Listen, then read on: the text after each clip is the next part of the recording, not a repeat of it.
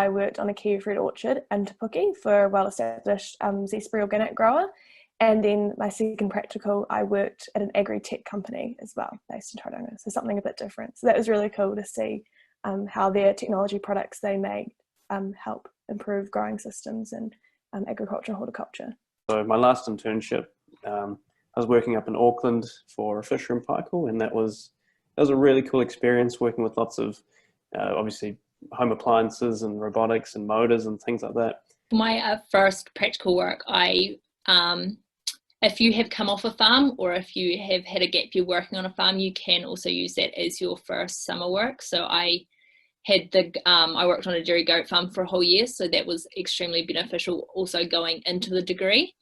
And then for my second practical work, I worked on a high country sheep and beef station out the back of Queenstown. So that was very different. I definitely recommend just going into an area you really maybe you don't know about or you are really interested in, to really get a wide range of knowledge on the different types of farming systems. I actually did quite a lot.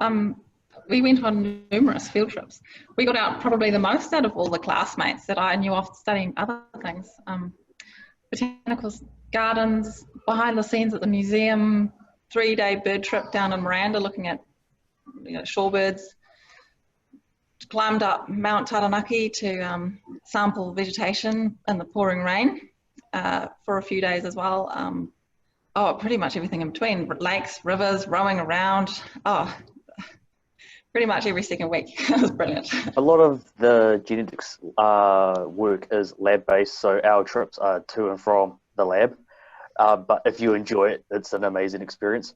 We did also get to go to, there's several microscope places up in Auckland, and we got to go travel and see the new developments and new technologies that are progressing with companies like Olympus, and try out their microscopes and see what they are doing to further progress in microscope technology, especially for genetics and micro and molecular biology, which was amazing. In my first summer, I went off and I did some pea sampling in the Hawke's Bay. So basically I would go out into massive fields of peas, that's me there, and I would pick a bunch of peas and see if they were ready to harvest. Doing those practical work placements was such a benefit, I think, looking back, because you just get experiences, will get exposure to so many different areas of work, and you get to see sort of, like I know in one of my jobs I worked at Puhoi Valley Cheese, and so I was doing projects in a whole bunch of different spaces. Some of it was related to lab work, some was doing other quality control. So you just get like little snippets